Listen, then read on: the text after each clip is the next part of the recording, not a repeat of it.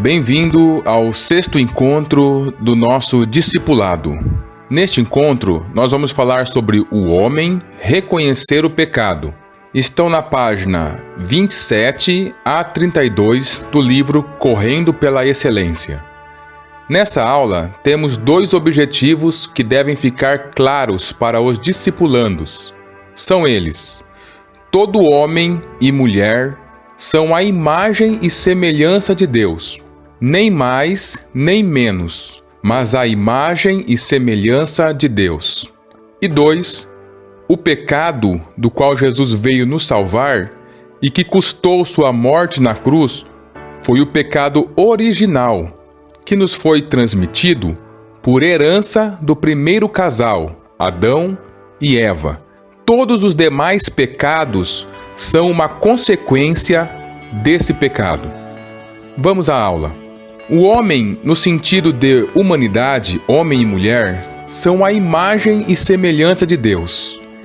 Isso porque em Deus reside tanto a essência masculina como a essência feminina. Por isso, somente Ele compreende a totalidade do ser humano. É extremamente importante termos essa informação e aplicarmos ela em nossas vidas, pois ela corrige dois pontos graves no ser humano, que foi distorcido pelo pecado e é alimentado pelo diabo, pelo sistema mundano e pela carne, fazendo o nosso eu interior vítima desses pensamentos distorcidos.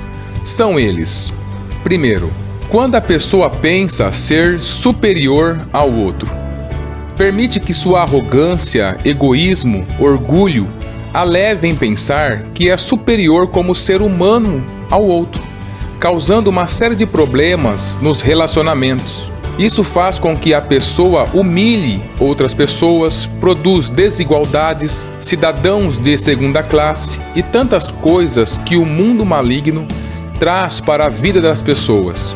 Saber que sou e que o outro também é a imagem e semelhança de Deus me faz olhar para o outro com igualdade. Claro que cada pessoa tem a sua personalidade, suas capacidades e etc. Mas na essência somos a imagem e semelhança de Deus. Isso nos dá a responsabilidade de tratar o outro da mesma forma que quero ser tratado, de o ajudar e o respeitar, pois o outro é a imagem e semelhança de Deus. Tendo isso em mente, eu consigo lutar contra o orgulho, contra a soberba, o egoísmo, a arrogância, a ganância em minha vida. E 2, quando a pessoa pensa ser inferior ao outro, a famosa baixo estima. Muitas pessoas são descaracterizadas durante a sua vida em seu interior e têm uma imagem negativa de si mesmas.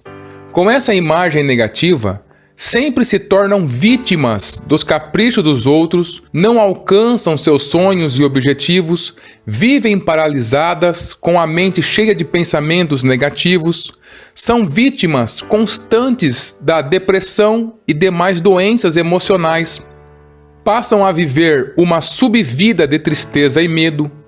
Como não conseguem se ver como a imagem e semelhança de Deus, têm dificuldade em se relacionar com Deus, pois todas as promessas e bênçãos de Deus são para seus filhos, pessoas que são a sua imagem e semelhança.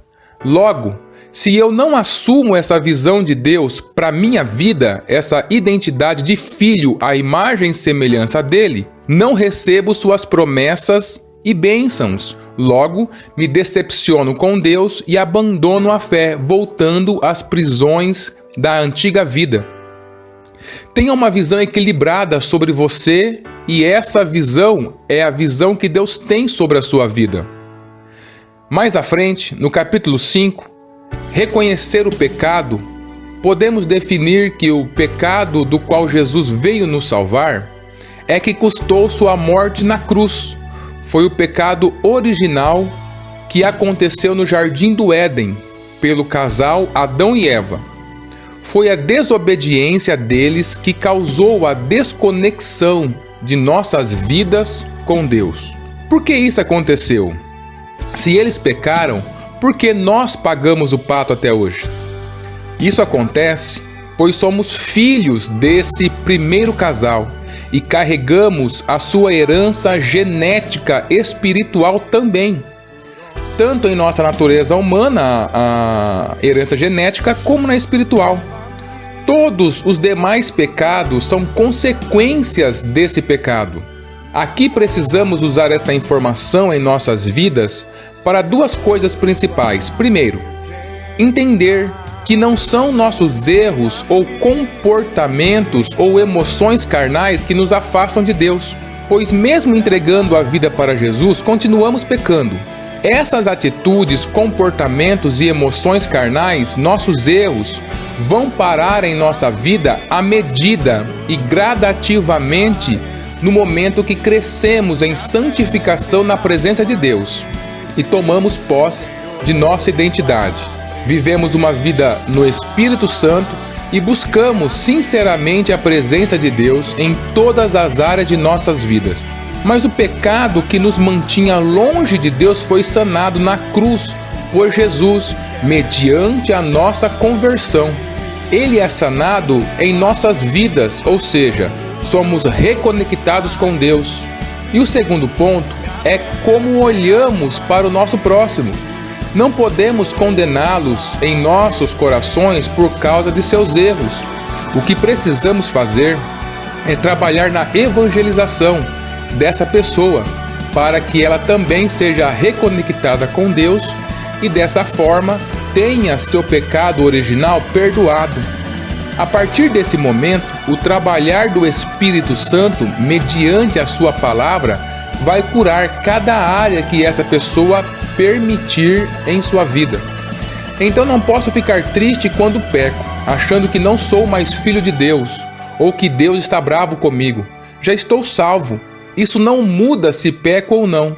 O que acontece quando eu peco é que eu perco a harmonia no relacionamento com o meu Pai, através do Espírito Santo. Por isso, Ele fala em meu coração ou através de sua palavra, e então eu peço perdão ao Pai em nome de Jesus e posso continuar a me relacionar com Ele tranquilamente, com Deus, o nosso Pai, porque na nossa conversão, o pecado original que nos desconectava de Deus foi sanado.